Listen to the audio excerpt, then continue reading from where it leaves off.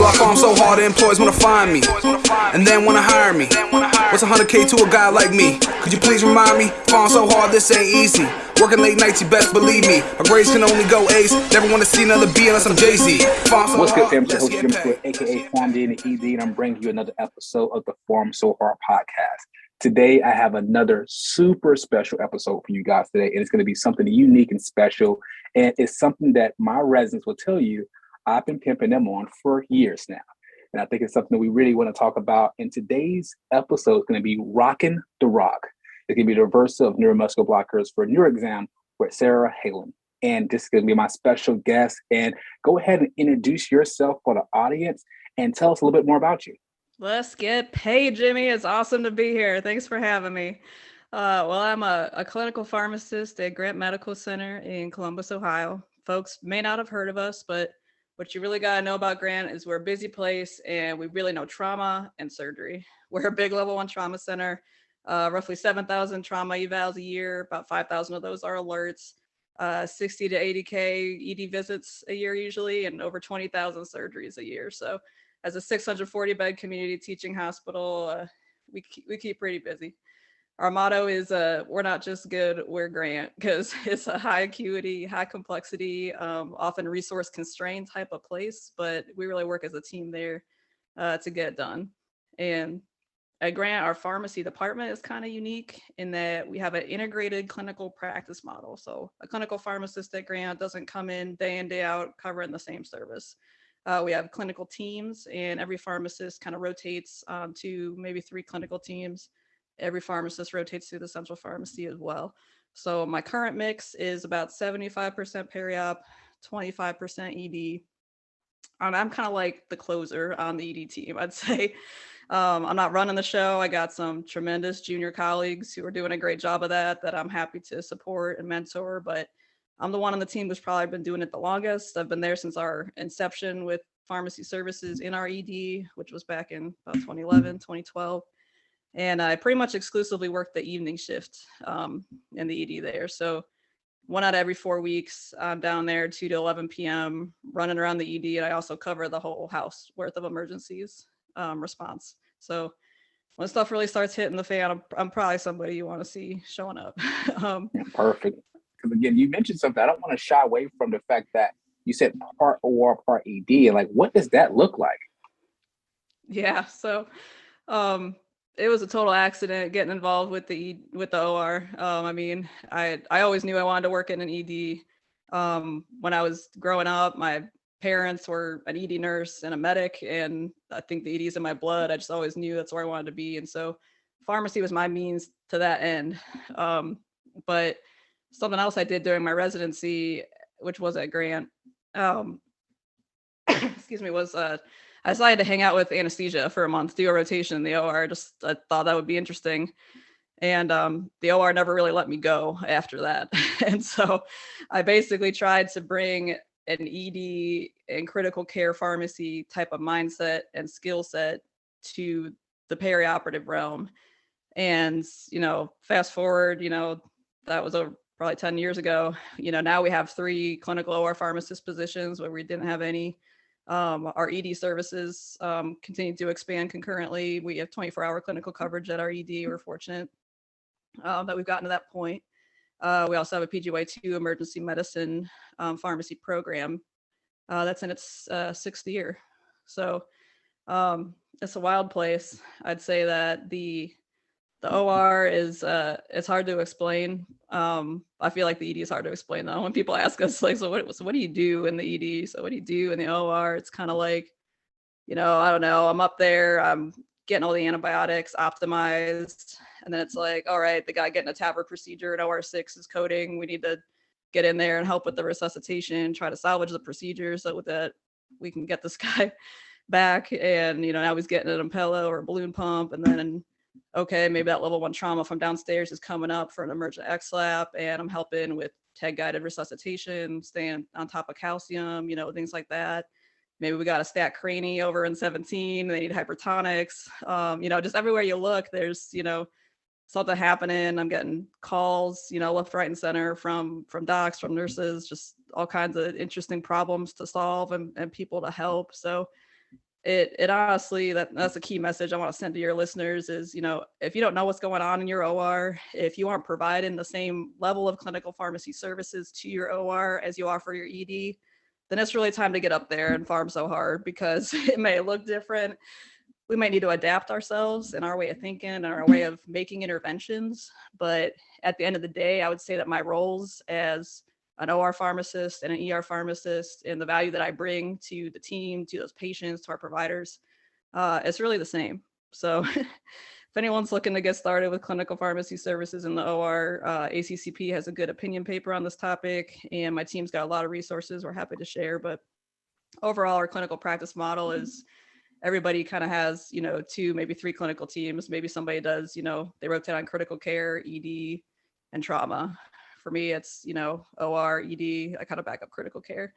Maybe it's gen med, trauma, oncology, so it's, we're a work hard, play hard kind of group. And we do that so that we can cover, our clinical services consistently while also protecting our own work-life balances, because I don't got to worry about, the OR or the ED getting covered if I got to take time off. I got bench depth. I got people on my team that are going to be able to, rotate through. And that's how we get it done. It's kind of unique. That's unique because, again, I put a lot of times like places where, my shops where it's just, you got the ED, you got a few of us in the ED, and that's it.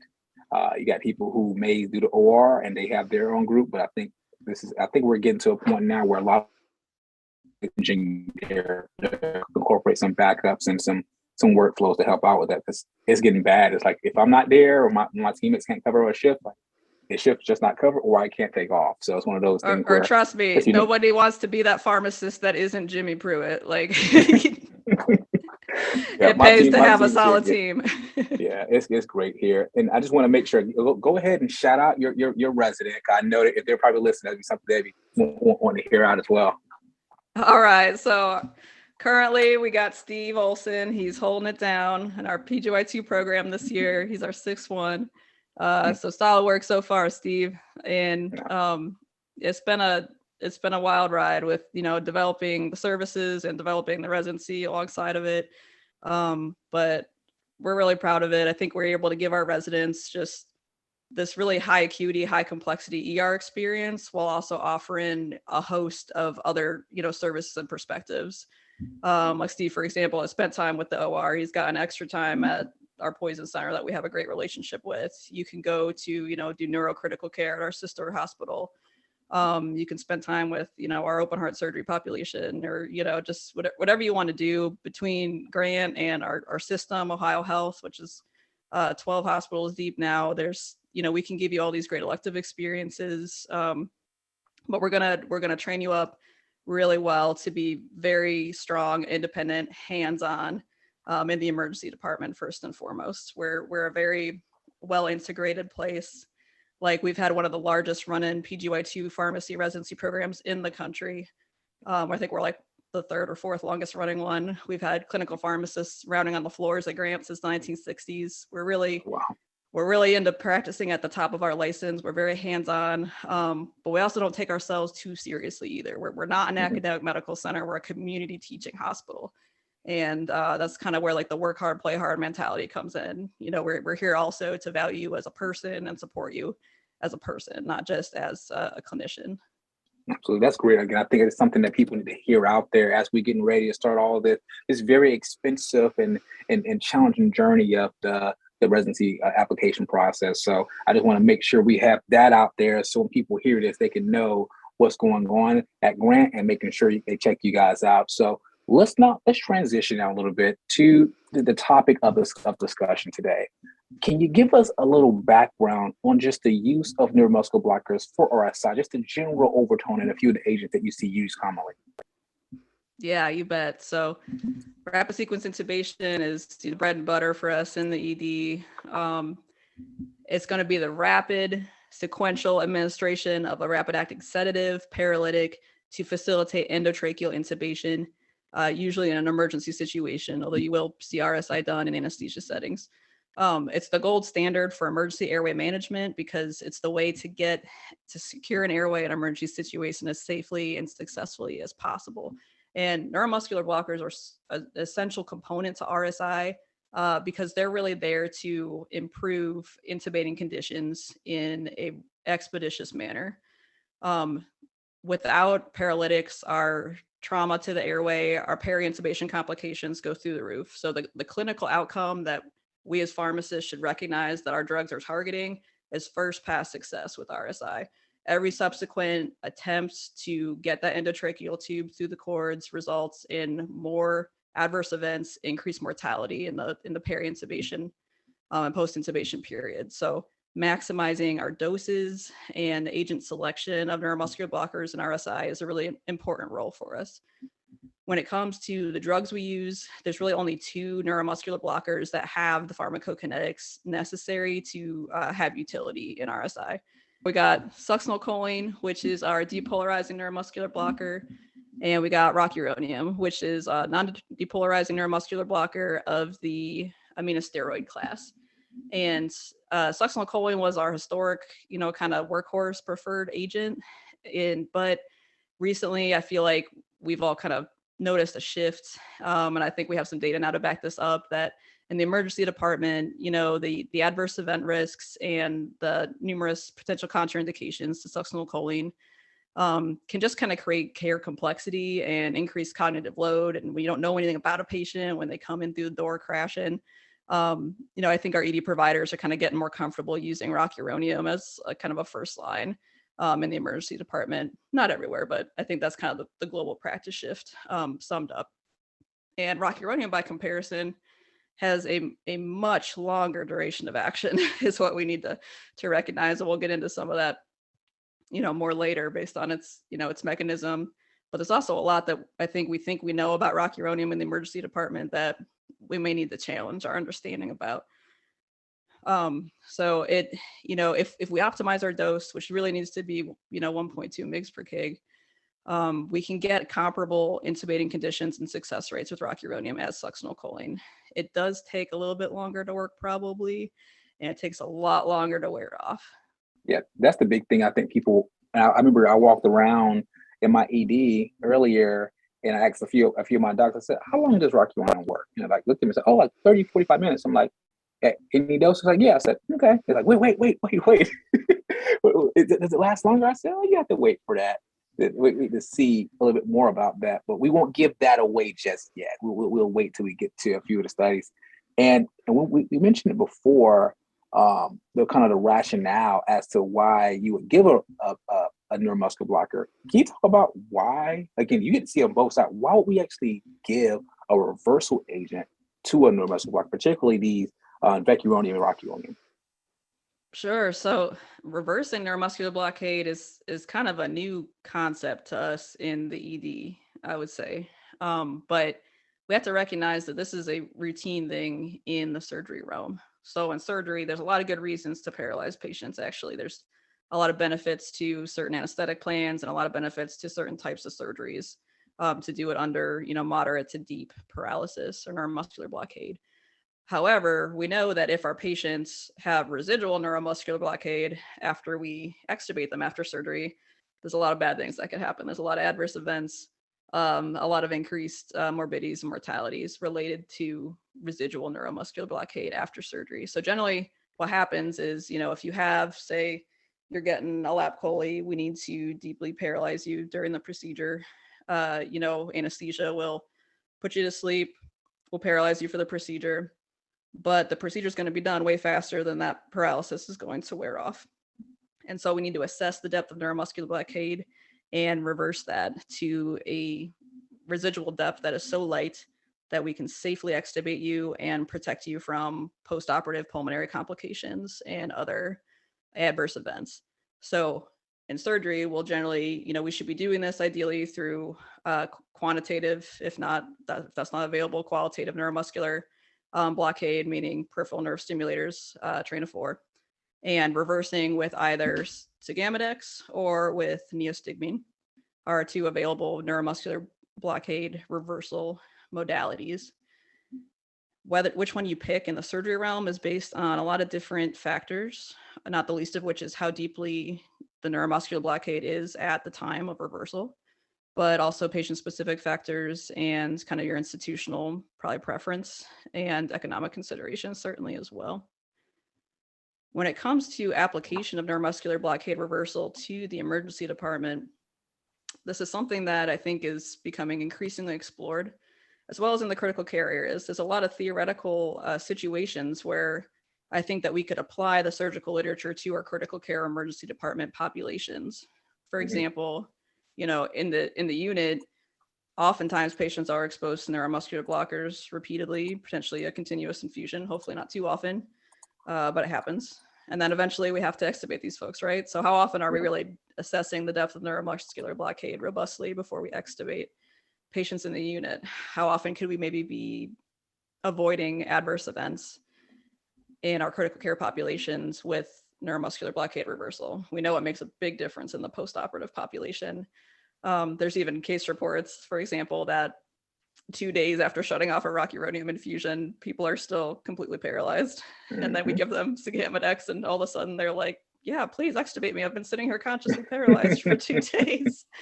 So it's, with everything we're learning about post, intensive care syndrome with ICU acquired weakness, all the complications that come with it, I think neuromuscular blockade reversal has a lot of merit for further study in critical care. Absolutely. I think when it comes to the ED, So that's one big thing. I think we don't think about it. I think we it's one of those things that we've done a set it and forget it mindset. Like, oh, we studied this. This is how long it works. It's like, well, this is how it worked in these volunteers, and we got our pharmacokinetic studies, and it may not be as simple as we would think it could be. And a lot of times now I'm catching me telling my residents, like, well, this is what the textbook says. And they said, why do you keep saying that? I was like, because I've had patients who've been paralyzed for much longer than a textbook would tell you. And then I've had providers tell me, oh, no, this can't be the case. I'm like, no, it was. Like, I had to train before, I had the drug, I gave the drug, patient responded to the drug.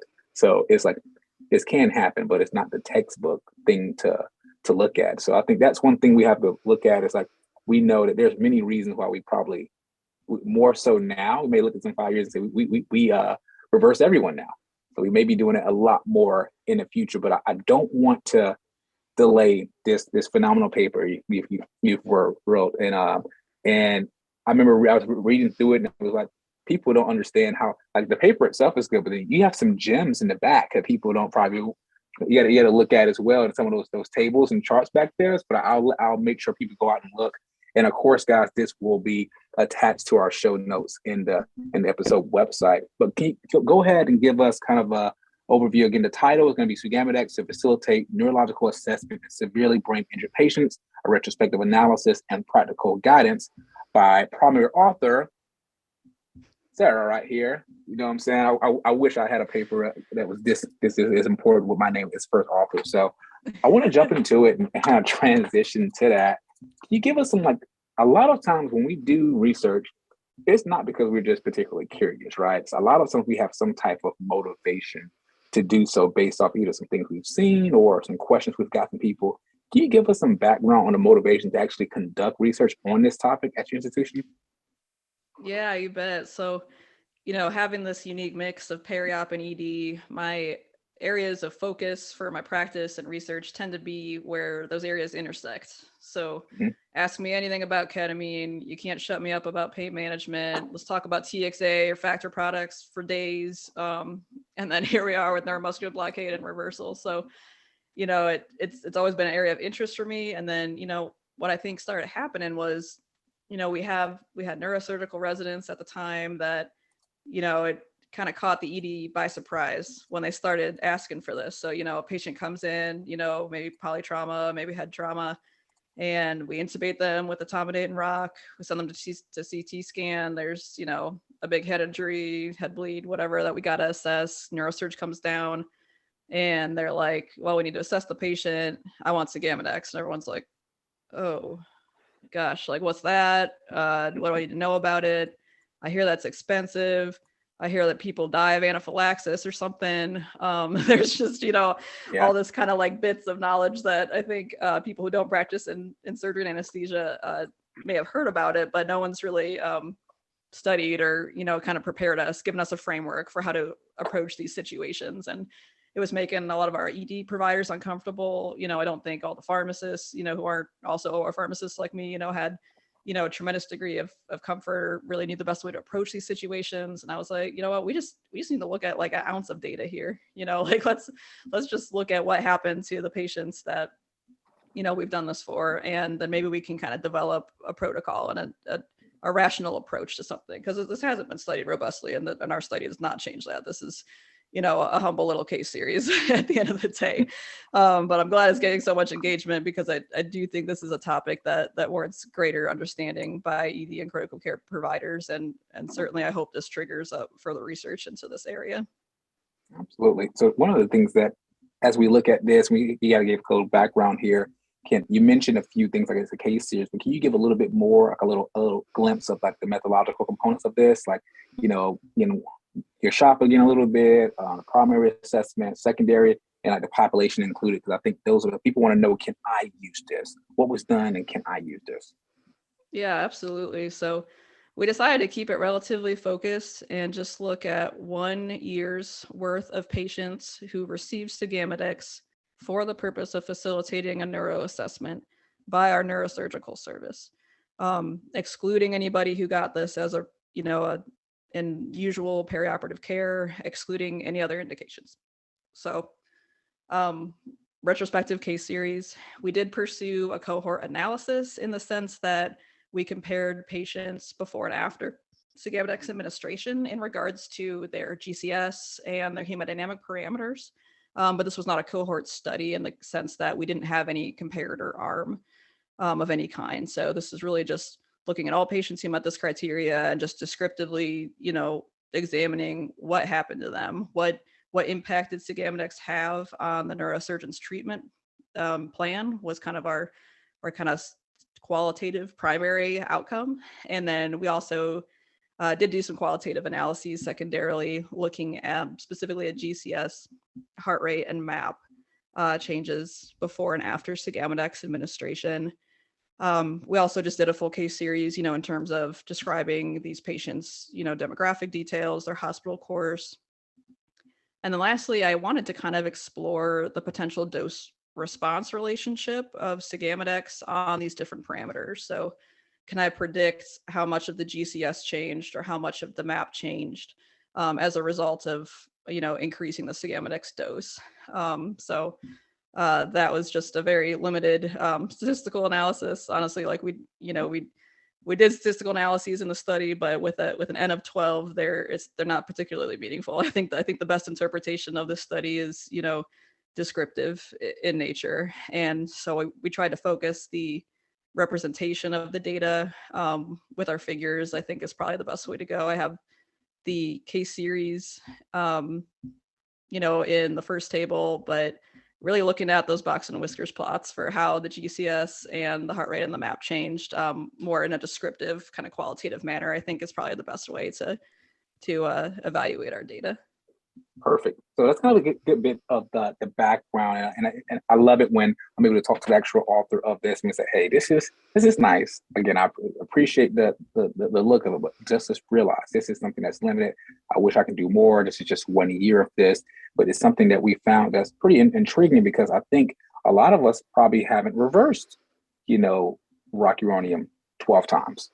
Again, I've been fortunate where I've worked at high volume shops, and and that's just my thing. I'm like, Neuro, listen, are you down? If you're down here when we're tubing them, I'm just gonna go ahead and call and get me some Sagamedex or give me some neostigmine based off of that. But I think more people will want to do it, because even an N of 12 can help people think about, okay, what might I see? And I think as we move forward and look at some of these case series, it can really help us out. But I don't want to go deep into all of it, because I want people to still go read the paper and look at these individual actual case series, because I think it helps you understand the realistic component of all of this and where these patients actually lead to. But can you give us some of the major results of the study? Absolutely. So, as I mentioned, we have an N of 12, meaning 12 administrations. There's actually only 11 patients, because one patient actually ended up getting this done at 2 very different points in her care, interestingly. But across 12 administrations, we, getting, first into the primary, kind of analysis. So what did giving Sagamedex do to the neurosurgeon's decision making and the plan? So first of all, we kind of separated these out demographically for if this Sagamedex administration was for making that initial neuro assessment in the emergency department. So that situation where I just described, we intubated them, neurosurgeon needs to come down and evaluate them for the first time. They're still in the ED usually, when this is happening. That was the majority of the patients, so 9 out of the 12. The other 3 were post-operative assessments. So these were patients who had already gone through that process, they'd gone to surgery, and they were now in the critical care unit. And they were, had either completed 1 or maybe more surgeries at this point. And these were post-operative assessments by the neurosurgical team. So everybody in the analysis, when neurosurge got to the bedside, had a GCS of 3T prior to Sagamedex administration. So these were people that, appeared completely comatose. When we gave the Sagamedex, the GCS increased in 8 out of the 12 instances. So the majority of the administrations. And that was kind of an interesting finding in and of itself, because the Sagamedex at this point was administered at a median time of 100 minutes after the last dose of neuromuscular blocking agent. So the range there was 42 to 231 minutes. So that it was that long after, getting the rocuronium. Some of these patients also got vecuronium, mainly the postoperative assessments. So that was kind of like the first key finding is like, wow, we're giving this way after, what we think the duration of rocuronium is. And yet a majority of patients are having a pretty positive response to it. And so that tells us, we have residual neuromuscular blockade persisting and interfering with the exam in the majority of patients, even in this time frame. And we can get into why that might be, but that was kind of the first key finding. That's pretty big, because I think it does a few things, and it's definitely like you mentioned before, hypothesis generating. Because again, I can't tell people that rocuronium lasts longer than 45 minutes. I'm like, a median is going to last 100 minutes, and we have some outliers there at 230 minutes. So we're talking hours, like multiple hours out. So we're thinking that 90 minutes is an hour and a half. So we're talking about beyond an hour and a half. We're talking about close to 4 hours. And if this happens in this subset, if we can add a 0 to the sample size there, I'm pretty sure we'll be very surprised with what we would see in the fact that people can still have a positive response. Is what I was like pretty intrigued with, because I wanted to find something that potentially justified my thought pattern when it came to having it down here. This is one of the things, at least for me, I'm already doing some of this, so I don't need a huge amount to help me continue to do like my thought patterns when it comes to these type of patients. But it's definitely something I thought was intriguing, especially some people had a pretty, I would say, impressive response, like an impressive neurological response. So that's what really got my attention. Yeah, and some people, this was not just like, okay, they're moving their arm a little bit more, like, and I was personally involved in a number of these cases. Like these were my patients, and I was there at the bedside witnessing this. And for the patients that I feel like it's going to work in, you're going to know pretty quickly. So we push it, and in less than a minute, the patient goes from completely comatose to immediately animating all 4 extremities, pulling at their tube. They were clearly very, very awake in there. And, even though we're 100+ minutes out, that obviously could substantially change a neurosurgeon's decision making. And absolutely. And it did. So yeah, that was intriguing, again, just to see that response. Because I'm thinking to myself, I know I've been in cases where the patient's like, all right, just synchronous with the vent, all these things are happening, they're moving. It's like, okay. And I'm like, this is, soon after, because I try to get mine a little quicker after when I know it's going to happen. But it even makes me more happy, the fact that you're seeing this so far out. And it's definitely in the back of my head as well, for even these brain damaged patients, if they're brain damaged and having this response. What is our medical patients or agitated patients who we're intubating, who has a decent GCS prior to with some other indications? what are they experiencing? And it definitely made me think quite a bit about, okay, what's my approach and how aggressive should I be, at least initially, with my patients that are paralyzed for post-intubation sedation with rocuronium. And I notice a balance. And I know, again, you can talk about, again, a lot of this data when we're talking about targeting certain sedation levels, and light sedation is great, but we should actually still be, making sure our patients that are paralyzed can receive that same benefit as our succinylcholine induced patients as well. So it was definitely, it made me think quite a bit, not just for these patients, but for all patients. Yeah, and I think, we obviously have mounting data on how, PTSD inducing it is to be a patient in these circumstances. We have data about, how much longer it often takes for patients who get rocuronium as opposed to succinylcholine for intubation to get adequate sedation. We know that ED pharmacists can really shorten that time. And I think this really validates that efforts, because it's like, we know etomidate is only going to be there for a few minutes, and we don't really know how long the rocuronium is going to be persisting for. So really don't wait with the sedation.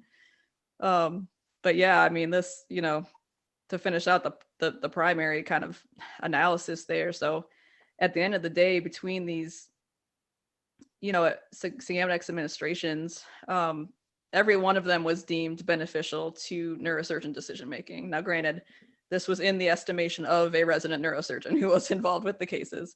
This wasn't like a blinded assessor by any stretch of the imagination. However, 50% of all administrations were associated with a change to the neurologic prognosis and the neurosurgery plan.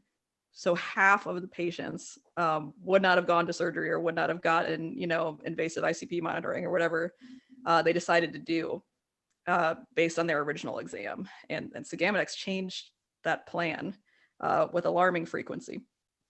And so I think this really speaks that, I don't think they're off base to ask about this. I don't think this is a bad idea to explore. It was incredibly impactful.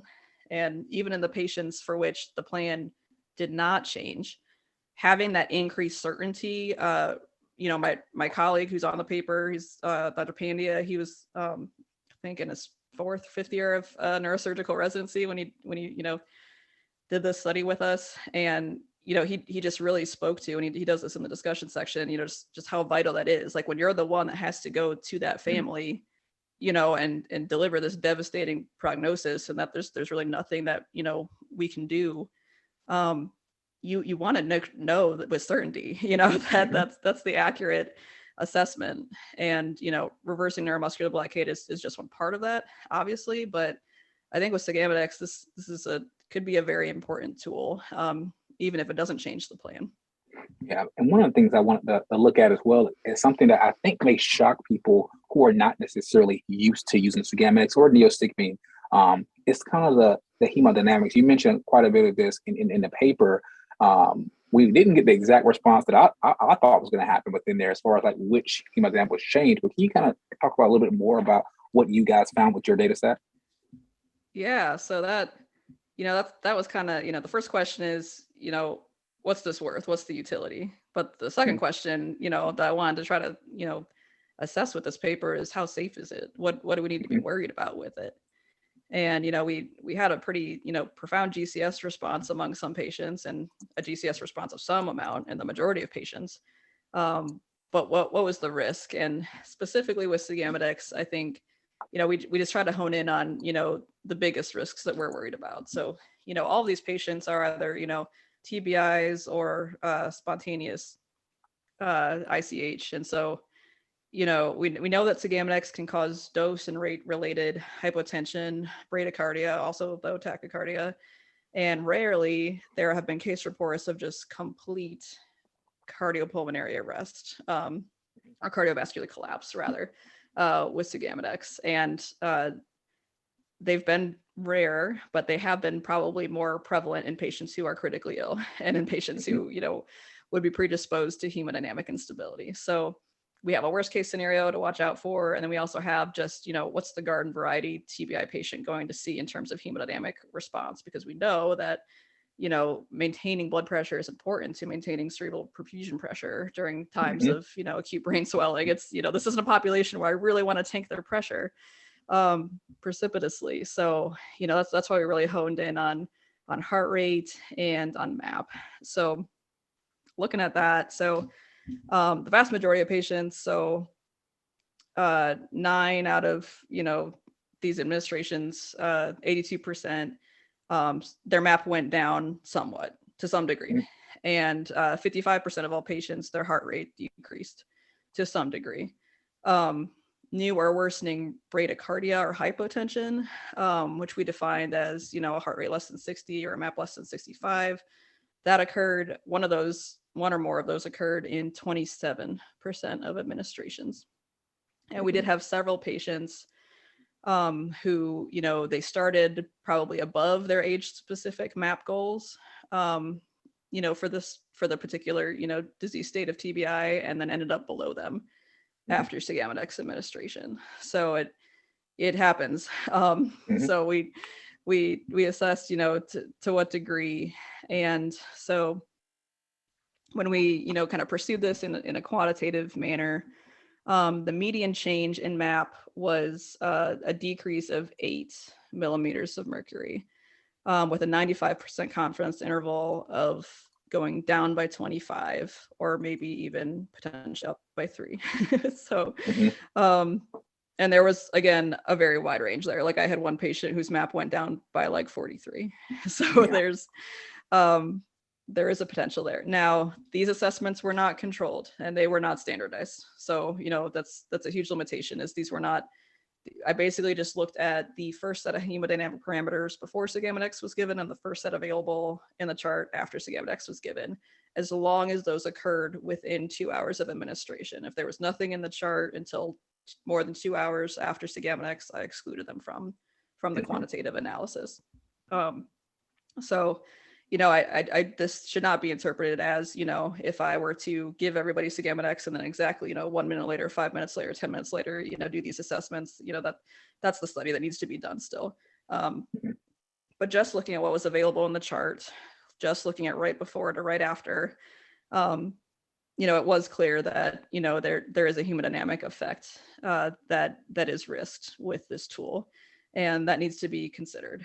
Now, nobody, to the extent that we were able to determine on retrospective chart review, had like a significant event, meaning like nobody arrested. We weren't coding any of these patients. I didn't see any of those kind of catastrophic worst case scenarios evidenced in the chart anywhere. But did see a significant reduction in MAP. The reductions in heart rate were more nominal, probably not clinically nor statistically significant, just kind of slightly lower. And then I kind of wanted to stratify, between the patients who responded to Sagamodex versus the patients that didn't respond to Sagamodex. So I kind of analyzed all comers, and then I kind of divided into those subgroups. So the patients who had a positive GCS response versus the patients who just remained at 3T even after Sagamodex, and if the hemodynamic changes were different. So, do we have to be more concerned maybe in patients who still have a salvageable brain to some extent versus those who don't, is kind of like the theoretical question there. And so that's kind of what figure 3 is about. Perfect. And that's the big point I think everyone wants to need to look at, because when I hear that, it makes me not always necessarily pre-treat, because I don't know if we need to pre-treat with atropine with Sagamodex. I'm not as jaded. I think I'm more jaded to the fact that I don't think Sagamodex is perfect when it comes to that. So I have things around me. But I started thinking about things like push dose epi. And depending on what time this happened, I may not pre-treat, but I may end up having something like that around me, just in case. But I literally carry push dose epi with me in my pocket at all times. So it's something that I do a little bit more, but it's something that I may consider a lot more. Or when I'm teaching residents and students, that may be something that I'm like, hey, this is something that I'm doing. This is the data saying why I should look at it. Now, I'm not saying that this is end all be all, but it's something that at least I just don't like surprises.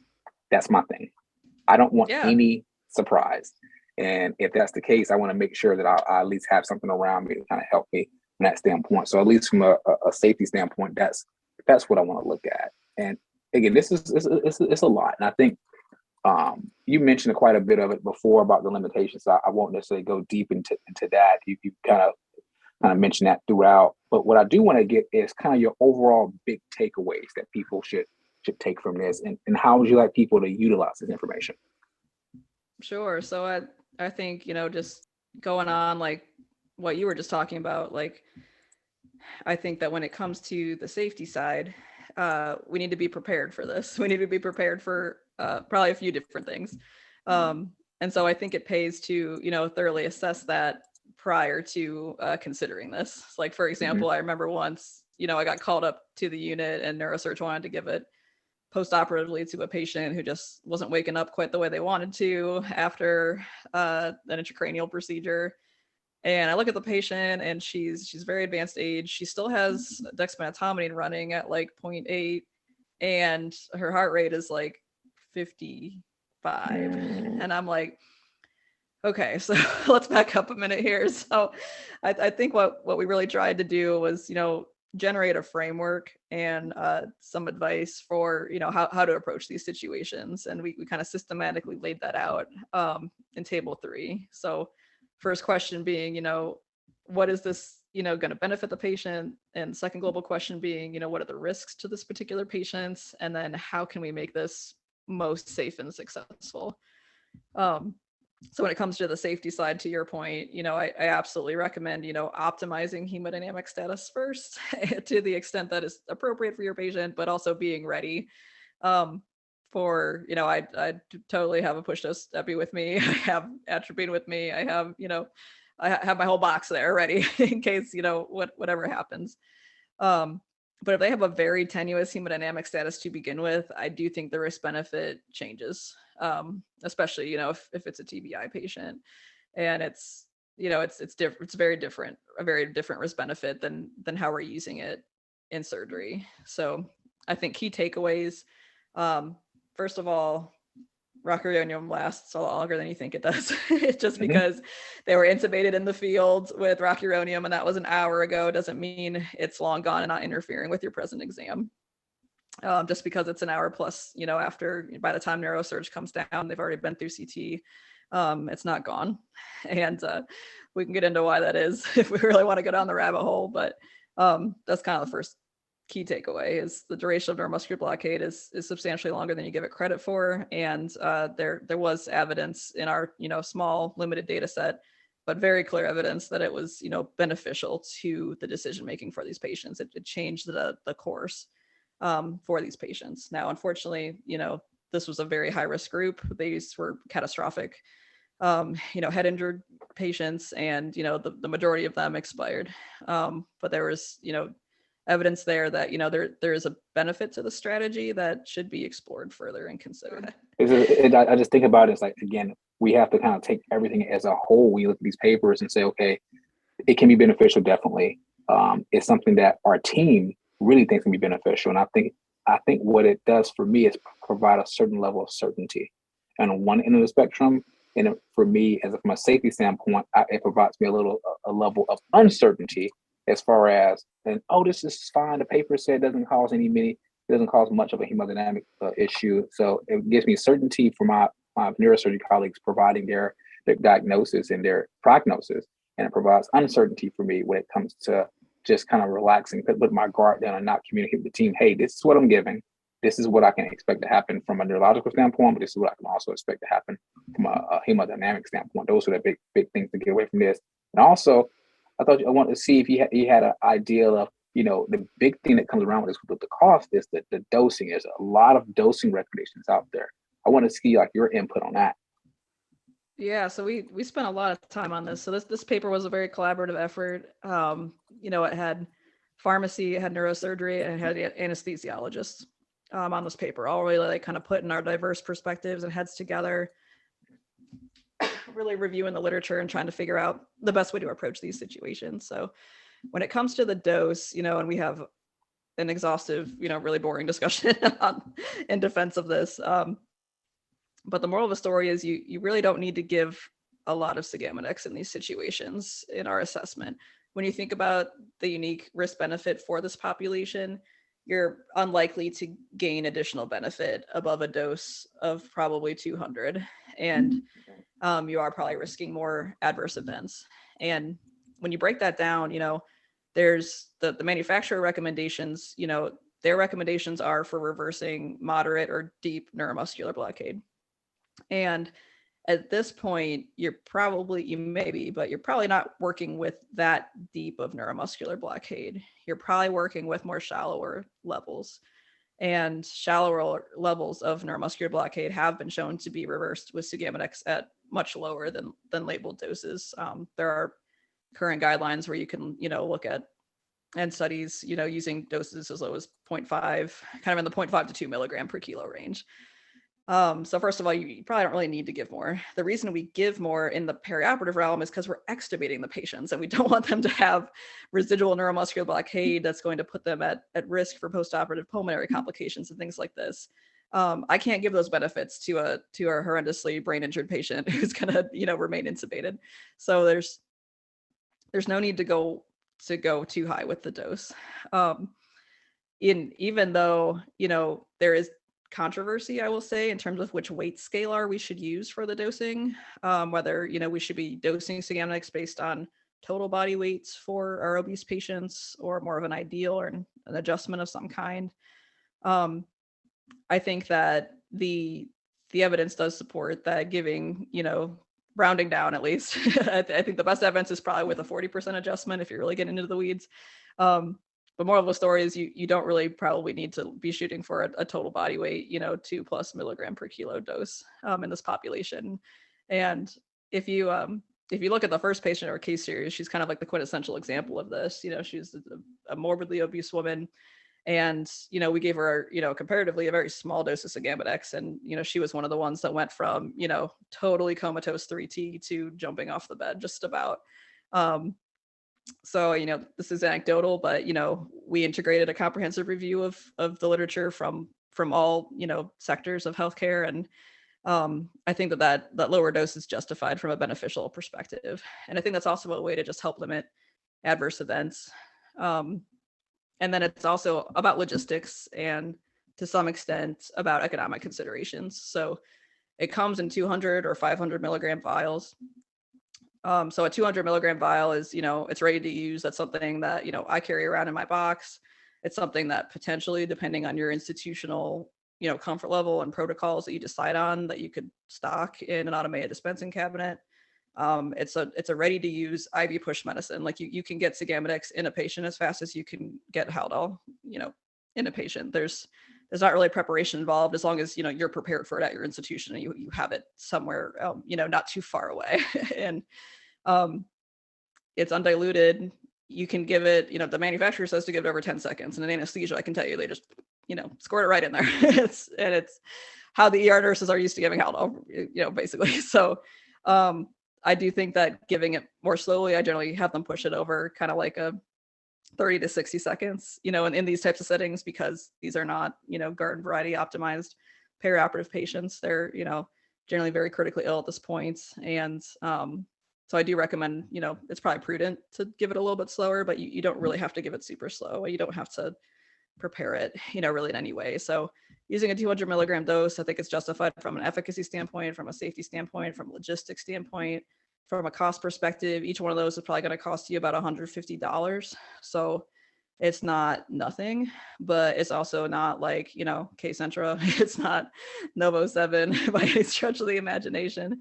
If you're pulling out a couple pre-made TXA bags and putting on everything like hot sauce, as we like to say, you're probably not too far off from a 200 milligram dose of sugammadex, And that's the big thing, is like letting people know, is like, is this where, we just have a few of them in the ED, have a few of them in the Omnicell or whatever your dispense cabinet is, and use it from there, because that's the conversation that, I'm thinking about moving in a certain direction. Because again, that when I want it right now. And I don't necessarily always want to cough upstairs, but I've gotten okay with that process. But I think knowing that we're talking $150 here versus, and then the times that we're using this, again, potentially 15 times in a year, it's like, it's not something that I'm going to stress out too much over. We're talking a couple of thousand over a year versus what people probably think that's going to be. So that's one thing.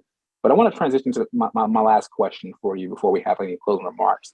Now that you've done this study, if you were to design any study you want with any amount of money that you want, how would you design it, and what would you want to look at?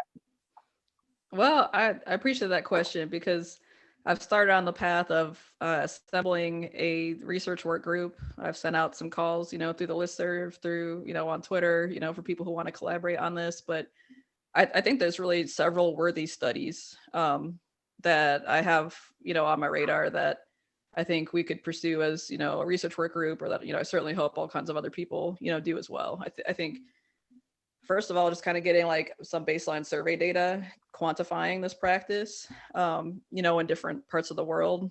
This is, it's worth, I think, reminding sometimes our ED colleagues that Cigaminix is a drug that's used around the world probably hundreds of thousands of times every day. It's something that has been in clinical practice since 2008. We didn't get it in the States, here until, probably about 2016. But we have over a decade of clinical use, and it is used a lot around the world. And so just kind of getting some survey data on, how is everybody applying this to non-operative settings? How are you, considering this in the emergency department and critical care? Who's ordering it? What doses are you giving? Just trying to get like a pulse check on, what the current state is, I think could be helpful in guiding further research protocols. So I'm hoping to do something like that. But when it comes to like really generating the data that is needed to definitively answer these questions, I think we need to have a prospective standardized protocol, blinded assessors, standardized times post administration for the assessments. We need to standardize, our doses of the rocuronium. We need to standardize, our doses of the Cigaminix and how, frequently we're assessing it. I don't know that it would really be feasible or ethical to do like something totally placebo controlled, unless you're, obviously always going to let them get Cigaminix if they got placebo, maybe. So there's, some nuances there that I think would have to be worked through. But I definitely think that, doing that in a prospective controlled manner, across diverse institutions is what's needed to really quantify the benefits and the risks and to validate this dosing strategy. Absolutely. I think that's something we have to hear out sometimes, because some people just may not know, like, I would like to do something like this. I have the time to do it, but I don't know what I would do. If I had done some research before, I have a better understanding. So I think this is a step where people can say, okay, well, I don't have all the information, but I have an expert that's done something on this. This would they would do. So I think that kind of helps us, and hopefully someone can hear this and say, oh, well, let me contact Sara to let them know, like, hey, I'm actually on board with this now. So let's get this done. But we've unpacked a lot of information. We've looked at kind of some of the things that you've done at your shop, really let the world know what an OR ED pharmacist does. Then we've kind of went forward to kind of give them some background on neuromuscular blockers and why we even use them in RSI and why we want to reverse them. Then we looked at this great paper that you've done, and it had some key points on the great parts of this, the surprises, as far as the impact that we can see with reversal, and the duration of the action of neuromuscular blockers. And then lastly, talk about some different some dosing considerations, and maybe we should find some kind of way to design something else. That's really our big points for today. Is there any closing remarks you want to get, even about this study, about anything you're doing, or just closing remarks in general that we have for the audience today? Sure. So I guess to close out, the other clinical considerations to just, get on people's radar that may not be widely known, if you're starting to do this in your ED or you're thinking about it, it's really something that, given Cigaminix, has a lot of potential downstream effects on the complexity of the patient's subsequent care. So if we're going to reverse them with Cigaminix in the ED and neurosurge decides to take them to surgery, they're not going to be able to immediately re-paralyze the patient with rocuronium or vecuronium in the OR. And, for a cranie, we generally want them deeply paralyzed, depending on, which procedure you're doing. So they need to understand that, okay, you're either going to have to use a lot more rocuronium or vecuronium in the OR. You're going to have to collaborate with anesthesia to maybe use a different class of neuromuscular blockers. If you're going to give them atracurium or Cysat, subsequently, those are going to work just fine. but keep in mind, you can't reverse those with Sagamedex. So it can kind of be a lot to think through. And so I think it really needs to be a timeout. And that's kind of, why that's one of the questions in our recommended assessment is, what other care complexities do we need to work through and who needs to be at the table to work through those? And I really think ideally that should be, in this situation, the neurosurgeon also with pharmacy, with anesthesia, potentially with the ED, or critical care, who are going to be all these people downstream that, have to consider these. Another thing that's going to come up is Sagamedex interferes with some of our coagulation assays. And so in our trauma patients and our ICH patients, if you see your INR, your APTT looking prolonged, could be artifactual from the Sagamedex. Sagamedex doesn't actually increase bleeding. It is an interference with the assays. And there is at least one study that I know of looking at TEG parameters where they found that the R time was very slightly increased with Sagamedex, but stayed within normal limits. So don't let people freak out or start asking for anticoagulation reversal if, or misinterpret that, I guess, if that's not really what's going on. Because Sagamedex can interfere with those. So, there's just, all these kind of strange scenarios and potential complexities can come up down the road. Another risk is if you push it, is the patient going to self-extubate? Are you ready to resedate the patient in addition to, responding to any hemodynamic, adverse consequences like we discussed? So, really talking people through that and being prepared for all those scenarios and providing that continuity of care and that kind of team-based approach, I think is really important, or there's a lot that can go wrong, I think, downstream after this. So, but definitely I recommend, checking out table 3 for kind of like our recommended kind of comprehensive framework for the approach. And, the paper has a lot of discussion there if you really want to kind of get into the rationale of why we propose these things. When it comes to other stuff that I'm working on, I keep pretty busy. There's no end to the research questions that abound, I feel like, in our environment. So some things I'm working on right now, the pharmacist role in STEMI, I think is something that I'm really excited, hopefully, to be getting submitted here soon.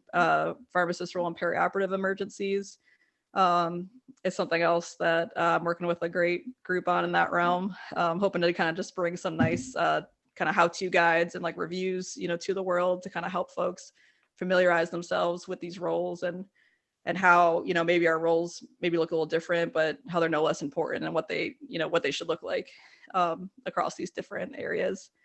Also doing stuff with ketamine, with pain management, with, all my favorite stuff. So next time I'll call you up and you're going to publish with us, Jimmy. Hey, that's all I'm looking for, kind of getting down with that. But Sara, just thank you for coming on. I think we talked earlier. I was just super excited to get you on, and the time and the topic kind of just really meshed at this time. So it's going to be coming out pretty soon for people, most likely in the month of November. So I just thank everyone for listening again. We've had a ton of information here. The paper definitely is going to be in the show notes, and all the other work that we see.